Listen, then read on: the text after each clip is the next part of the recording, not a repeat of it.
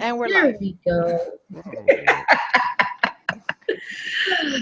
This is Literary Roadhouse. One short story once a week. I'm Maya. I'm Remy. I'm Gerald. And Diamond Ace. And before we get started with the summary, I just want to let you know this is spoilerific. So if you don't like spoilers, please turn off the podcast, go read the story, and come back. This week we are discussing It Had to Be Murder. Wow. I just forgot the author's name. I told you. That's what happens. I have an allergic reaction. Coolidge Woolrich? Like Cornell, I think. Cornell Woolrich?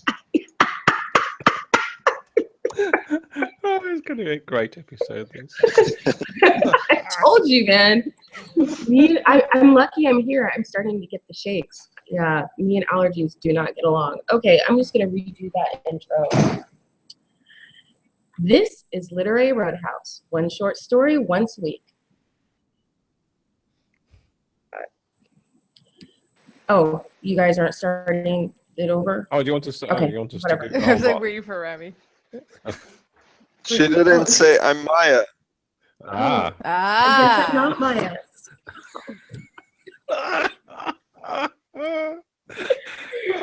Oh, God. Fucking You can just we got the intro is fine. Just go with the summary. The problem is it's hard. My brain's not functioning well enough for me to start midstream. Okay. So this week we're discussing It Had to Be Murder by Cornell Woolrich. If you don't like spoilers, please turn off the podcast, go read the story, and come back. And this story is about a man who is stuck in his home due to an injury, and he has nothing to do except, so what do you do when you have nothing to do? You look out the window and you spy on your neighbors. And as he's spying on the young couple and all these people in the various windows, one apartment seems to have something different happening. Their normal routines have suddenly changed, and the wife goes missing, and he is convinced that it had to be murder.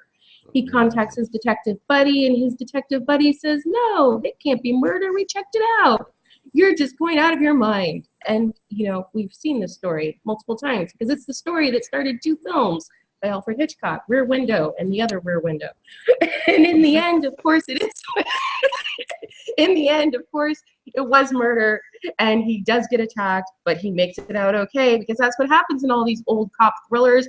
And at the very end, they talk about just how they figured it out. Hooray. Yep, there we go. There's your summary. So, top level, guys, how'd you guys like the story? As a story, I liked it. As a literary Roadhouse story, it stank, but it was okay.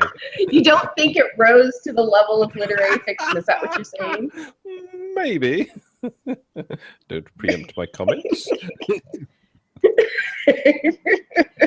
For me, Maya, your tone while reading the summary pretty much perfectly reflects my feelings. Like, I was amused throughout, like, la la la, here we go. But the tropiness of this detective cop narrative felt tropey as hell. I wonder if that's where the trope comes from. That's what I was wondering too. I'm like, is this because at the time this wasn't played out? Because it's played out now in 2016. How about you, Remy? I know a lot of people who like to read usually hate what I'm about to say, but I definitely like the movie better. So did I. Both of them. What's funny is this short story actually came from a different short story. It was a reworking of the short story by another author, by H.G. Wells. And I'm like, it's Through a Window. It's a totally different story. What's funny? You mentioned the tropiness of it. I actually kind of giggled because I grew up watching Murder, She Wrote and all those old detective shows, and at the end the detective's like, someone always says, so how did you figure it out? and as I was reading it, I heard the sound change. It's the music always changes at that part of the TV show. Yeah, I enjoyed it a lot. I thought it was a lot of fun. It totally did not have any depth at all. This was pure just candy fiction. And I have to admit, even though I've seen both movies, I know how these things end. I was really tense, like it was suspenseful. I wasn't exactly sure how what was going to happen in the end was going to happen, even though I knew the ending. It still surprised me. Yeah, I really liked it. I have to say I like the ending of the story better than the movies, than the ending they went with for the movies. But I understand you have to have like romance and crap in your movies, so you know it makes sense. But yeah, I had a lot of fun reading this. Yeah, and the movie can't have a black servant either. I think that's. I know. Oh. I think that's a little bit. The butler did it. No, I guess not.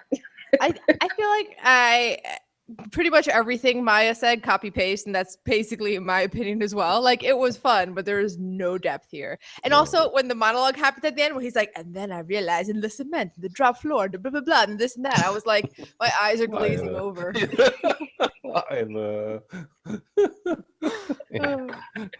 Okay, so let's just talk about like before we just see this. It's just this episode, Eddie. I'm sorry. It's just going to be this episode. It's not just me. See, now I don't feel so guilty.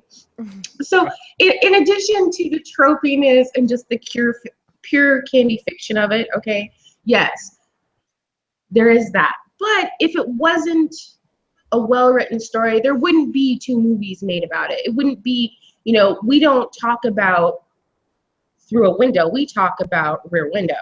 So there's a reason for that. So I just want to come to you. What do you think it is about the story that has made it sustain over time? It made it so much a story that we all know. Even people that haven't seen the movies probably know this story on some level. I think it's okay. Part of it is the suspense, and also the way that.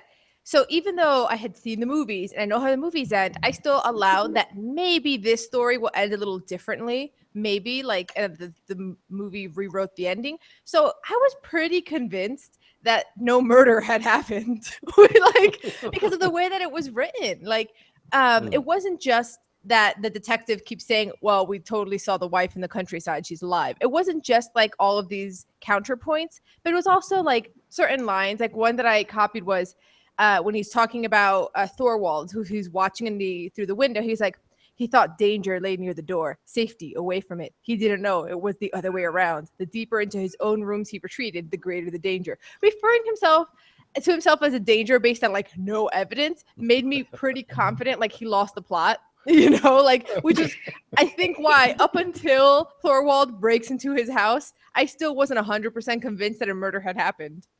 Really? Yeah. I was like, I'm like, probably, but there's still a chance for me that this is all like some big misunderstanding. That's funny. What I think one of the things that makes it so that it sustains over time is the fact that it's tight and it's written really tightly. There's not a lot of extraneous as I'm reading it, even though it's super long for our short stories. At no point was I like, wow, that didn't need to be in there. And the plot, yes, Remy, and the plot, it satisfies something inherently human. Like we want to solve a mystery. We all are kind of a little bit voyeur. You know, we want to know what's going on in those windows. It satisfies all these like core humanities so that it seems to be kind of timeless, even though it's really old. Like it's dated. Like he's got a black servant and he calls him a servant.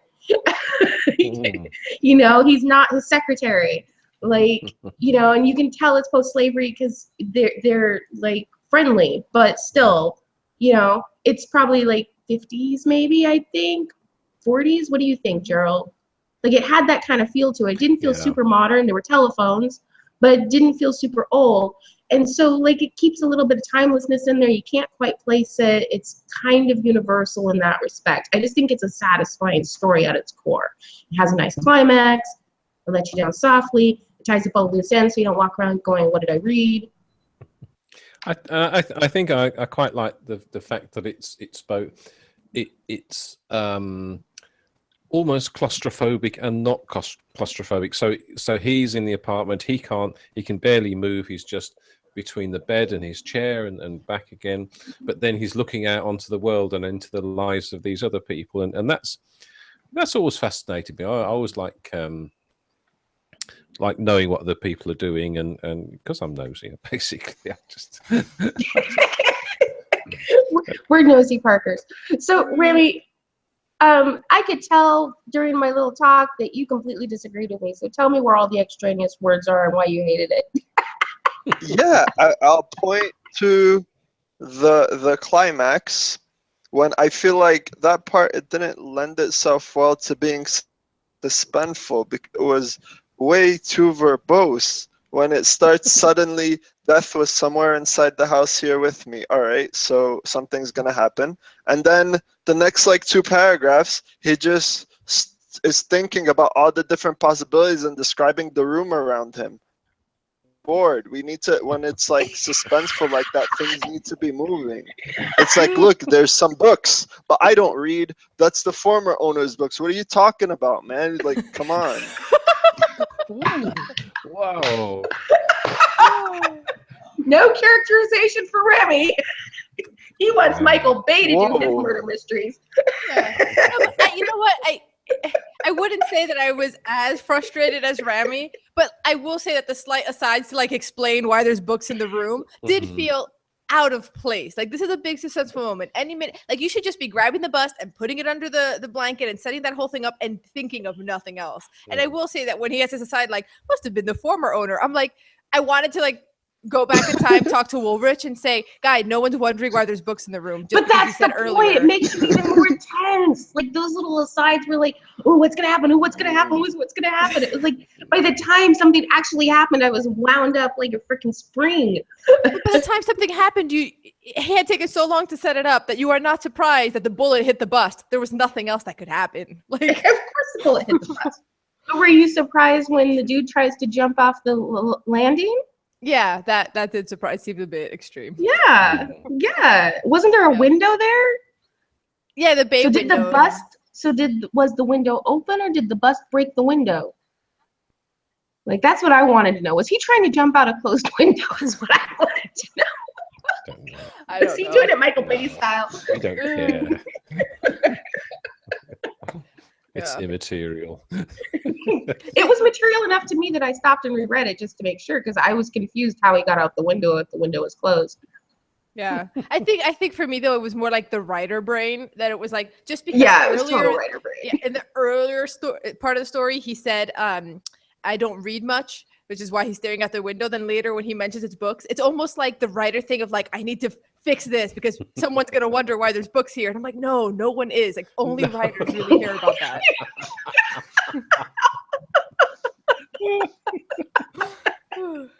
You know, this tying up of loose ends isn't something that writers do so much nowadays. Like we tie up some of them, but we don't make a point to tie up every single loose end in our stories. You see it in movies where you leave with a question all the time. We read a lot of short stories on the podcast where we leave with a question. This one, there were no questions left. And I'm wondering I think that might actually be why this story is so popular. For a certain type of reader, it's comforting to read these kinds of mysteries where at the end everything is solved and you know everything's okay. Mm-hmm. Yeah. I think also why this story maybe I was really like just in the original story he's just kind of crazy and the guy didn't commit murder was I think also because he was so alone. Like there's something about in the movie having the nurse and the girlfriend in on it and helping in the investigation that makes it seem like this isn't just a crazy imaginings of one really bored guy hopped up on pills. You know, like there was a part of me that the fact that he was so alone made him seem crazy sometimes, especially when it's like she wasn't in the room, must be murder. I'm like, really? Like the conclusions. I actually like it more. I would have liked the movies more if there were less people involved. After having read this short story, I like that tension of being alone and knowing something bad has happened and not being able to do anything about it. It did add something. I really enjoyed the movies, and I like Rami. I actually do think the original Rear Window is better than the short story, but in that respect, I think it could have been even better. I think it would have been the masterpiece of Alfred Hitchcock's life, in my opinion, if they had kept with that sense of complete isolation. Oh, he's got to get his hot girl in there somewhere. Mm-hmm. I suppose, yeah. I suppose. I mean, I whenever I read dialogue, I always heard Jimmy Stewart's voice. You too? Yeah, all the time. Yeah, when I read like the Hannibal Lecter novels, it's Yeah. Anthony Hopkins every time. You know, something else that made me laugh is how there's no hint at all that Thorwald is having an affair until you get to the monologue, and this guy's like, obviously he's doing this because he has a mistress. And I like how women are like pacifists and demure up until they're a mistress, and they're totally complacent and in on homicide 100%. Isn't that Like, the way this it is a works in real given. life?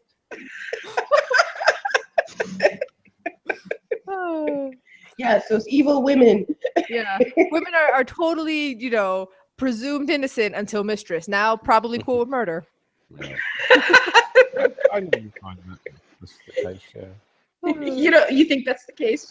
In your experience, yeah, that's the case. Women will I And the totally murder hangnail for goes some D. too.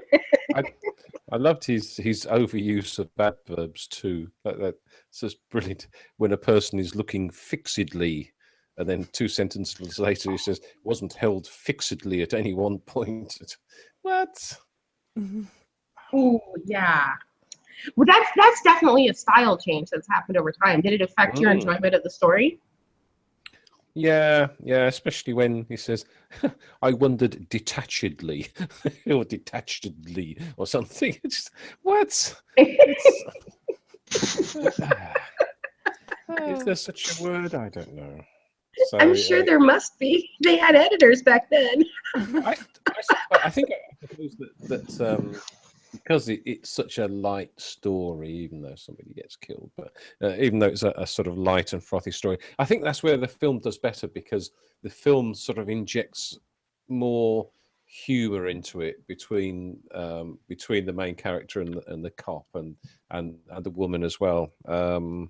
So I like that, and this is just sort of very, very single level. Yeah. I'm running out of The things to film say. also has a better title. Rear Window is way better than It Had to Be Murder, which is a bit too on the nose.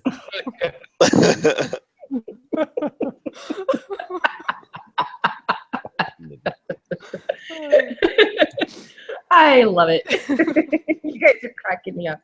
So was there anything else about the story that you guys really wanted to talk about? So far we've talked a little bit about the tropes, and we've talked about what we liked and what we disliked about it. Was there anything about the language that, you know, aside from his overuse of Lee's, this a Lee and that a Lee and everything's a Lee? Parenthetically.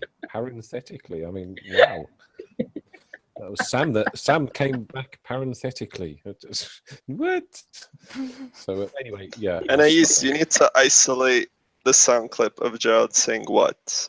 Yes. But in the mystery clip, what's he saying what to? It's always something in the story. We can mix it. We need like a Gerald mix that we can all house like a ringtone. Like it can sigh and wonder what the hell is going on with us and say what.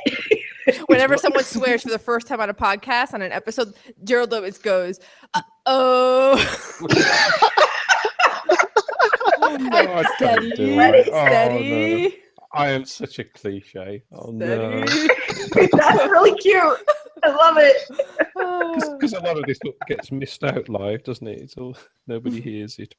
No. Yeah. Oh, I love it, Okay. love it. Anyway. If we're talking about Gerald's sound bites, the story has no depth.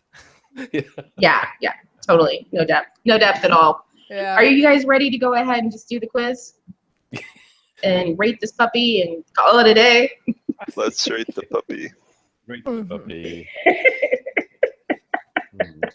That's a Maya-ism, isn't it? That's just horrible. I do not want that to be what I've left with the world. Rate this puppy. Like, I'm better than rate this puppy. There's got to be something else. That's pretty good, though. Okay, whatever you say, mister. Okay, I'm going to rate this, even though I absolutely, you know what? No, because the thing is, it's a cozy murder mystery. I'm going to rate it as a cozy murder mystery. And as far as cozy murder mysteries go and how much I enjoyed it, I'm going to give it a 5. I think there are cozy murder mysteries out there I might have enjoyed more, but it is a great cozy murder mystery. I'm not going to rate it as literary fiction because it isn't literary fiction. If I was rating it as literary fiction, I'd rate it a 2. Wow. But I think it's a great cozy murder mystery. No, it's not. It's not. Yeah, to push back a little on that, I kept thinking of Sherlock Holmes actually, because Sherlock Holmes like the best at this. That's like, Yeah. And this does the Sherlock Holmes monologue at the end, but the stuff that's stuffed into the monologue, there was like no signals for, like the mistress out of nowhere or the dropped floor. He didn't really give you enough of a clue for you to figure that out in the way that Sir Arthur Conan Doyle sets all these little things up. So I to me, I'm gonna give it a 4 because it was still fun, but it wasn't exactly an amazing mystery. It was just kind of fun. Some big marks. 3. 3 with no comment. I couldn't go 3 because Kenichi Prophecy, so Just spit it out there.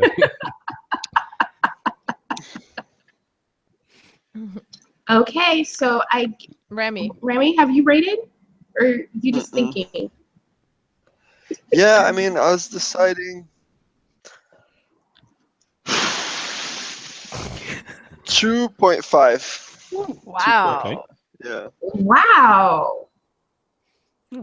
Okay, Yeah. that works. Good That score, works. reasonable score. Yeah. It was between that and a 3, but sticking to it. What made you go to 2.5?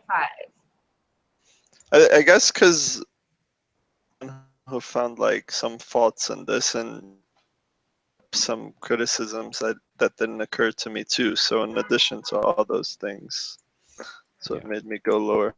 Yeah. Quite right. Okay.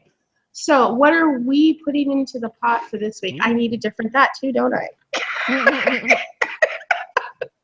We can't rate puppies and then put them in the pot. Oh, fantastic. Yeah, no death at all. Total cozy. I really thought since it worked so many movies that it would be like a literary short story. I was really surprised it was a cozy murder mystery. Yeah. I'm going to suggest that we read Juno Diaz Ooh. next time. Okay, give them another try. Wildwood. Okay. Okay. Oh. I'm submitting La Caraveau by K.T. Brisky. It's in Strange Horizons. I like Mine is the Last Question by Isaac Asimov. Oh, all 3 of y'all got good ones. Mm-hmm. Oh, this is good. This is really good. Good battle Okay. time. So here we go. Now, we were actually talking about this on the Bribery Challenge, that short stories tend to lend themselves really, really well to movies and TV adaptations compared to novels, because they're around the same length once they're made into a script. And so there are many, many short stories out there, novels and movies that have come from short stories. The very first question I have for you, so all of these have to do with stories and novels and movies. So question 1. Most people know that Shawshank Redemption was made from one of Stephen King's short stories. How many film and TV adaptations have been made from Stephen King's shorts and novels? 15, 27, 19, 58, and 43. Now, we're going to steal, and we're going to start with Gerald. What were those? Sorry, what were the numbers again? It's okay. I told you when I have allergic reactions, my brain turns to mush. Sorry. Okay. That Shawshank Redemption was made from one of Stephen King's short stories. How many film and TV adaptations have been made from Stephen King shorts and novels? Yep. 15, 27, 19, 58, and 43. I think it's 27. Oh. Okay, now we're going to then. steal clockwise according to how I see you. So Annie, do you want to steal? 19? Nope. What? Rami, do you want to steal? 58. Rami got it. No, Yeah, really? 58 movies and TV adaptations that does moly. not include student films. He actually has a special thing that is not included in that number where if you're a film student and you want to make a short with one of his stories, you pay $1. Mm. Wow. If you're a student. So yeah, he also helps young artists. So Anais, let me write this down. Rami gets a 1. Alfred Hitchcock was known for TV and major films. His first completed short film, though, was An Elastic Affair, Number 13, or Bon Voyage. An Elastic Affair. Nope. Rami? Oh, I don't know. We're stealing I don't. The last one. Okay, here are your options again. Okay. An Elastic Affair, Number 13, or Bon Voyage. Yeah, Bon Voyage. Nope. So Gerald, steal it.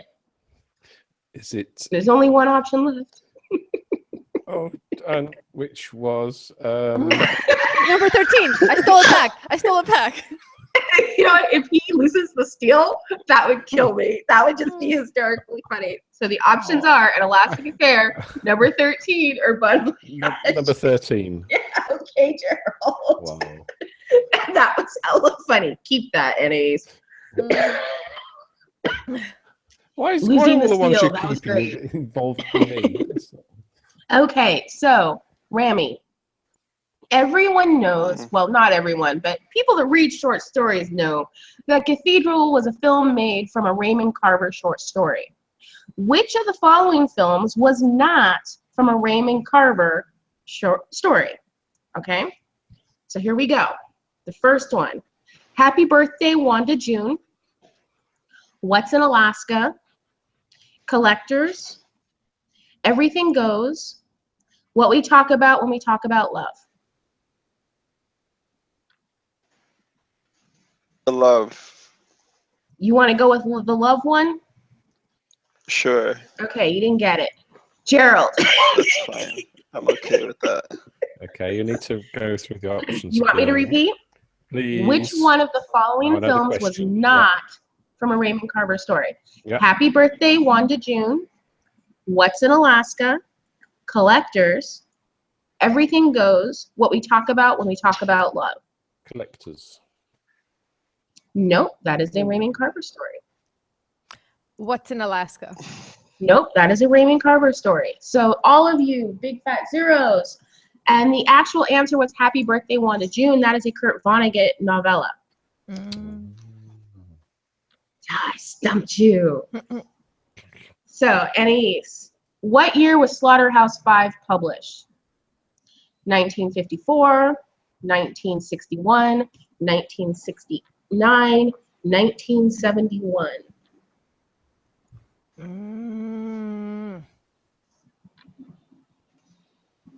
54. Rami? 71. No. Gerald? 69. Correct. Gerald's in the lead. Nice. Okay, we got to catch up. Hey, Gerald. Go, Gerald. Rami. Yay. Such excitement. Yeah, sorry, I worked really hard on this quiz and nobody's excited. I worked really hard. Oh. Yeah, I made it up myself. I was all proud of myself. that's Yeah, you can tell fantastic. because it sucks You even did worse such than a great usual. job. Thanks very much, Rami. You're doing such a great job. So, Rami, in To Catch a so Thief, nice. this is an Alfred Hitchcock question. In To Catch a Thief, Frances Stevens is played by Alfred Hitchcock's favorite actress. What is her name? Janet Leigh, Grace Kelly, Ingrid Bergman. Janet. No. Gerald. Ingrid Bergman. No. Oh. Okay. Grace No. Kelly? Yeah. That surprised me. Okay. Yay, Annie's got a point. Woo, I am on the board. Hey, that's exciting. Woo-hoo. There you go. Well, that do. Okay, that was a Rami question. So this is the last question. Just a second. I guess did I start with Gerald? I must have started. No. You started Gerald and Remy. That's the order. Okay, so this is a bonus question. Yeah. Oh, yeah. Okay, bonus question. Yay! Yay. So, you don't really need one because Gerald won, but I want to ask you guys because I'm curious. I'm curious now. Okay. Breakfast at Tiffany's was a movie from a short story. That story was written by, or was it a novella? Now I can't remember. It was written by Kurt Vonnegut, Truman Capote, or George Saunders. Truman Capote. Mm-hmm. Bingo! Yeah. Yeah. See, if it counted, you would have tied, but it didn't count. It didn't count. You know what? That quiz was really fun to make. I had no idea just how many movies were made from short stories. It was really eye-opening. So, Gerald, what are we reading next week? Next week, we are going to the New Yorker and we'll be reading Wildwood by Junot Diaz. I'm glad we're revisiting Junot Diaz because when I read him before, it was when I hadn't read as much volume of literary shorts as I have now. I'm wondering if I'll enjoy it more than before. Okay. This will be interesting. Yeah. But before you go, we noticed that usually while listening to this podcast, you perform mature, but today you're just sitting on the couch. Explain yourself in the comments section at literaryroadhouse.com. Look, we'll be blunt. We suspect you of murder, but we can be bribed to keep quiet about this with a review on iTunes, Stitcher, and Spreaker. And if you're curious about what's happening in our other windows, check them out on our other shows, the Literary Roadhouse Book Club and the Bribery Challenge. And lastly, we need to raise the floor in the kitchen for confidential reasons. Please help us cover up our cover-up and podcast expenses by contributing at patreon.com/literaryroadhouse. Every bit helps. And as always, share this podcast with the homicidally complacent mistress in your life. Until next time, read a good story. Very good. Homicidally complacent mistress. Yep. Okay, that works. That totally works. Mistresses are down to murder. This is what I've learned. That's all they want is murder. If They you want the have an insurance affair, money too. You gotta you have will the kill. insurance money and the murder. It's funny you say that because literally I'm trying to think of all the stories, movies, and novels I've read where there's a mistress, and they're almost always down to murder. Exactly. It's Yeah, like that's the thing I've noticed. Exactly. And it's like if you're morally bankrupt on this one thing, then probably murder's he's fine. bankrupt on everything. Yeah, probably. Makes Let's be sense. real.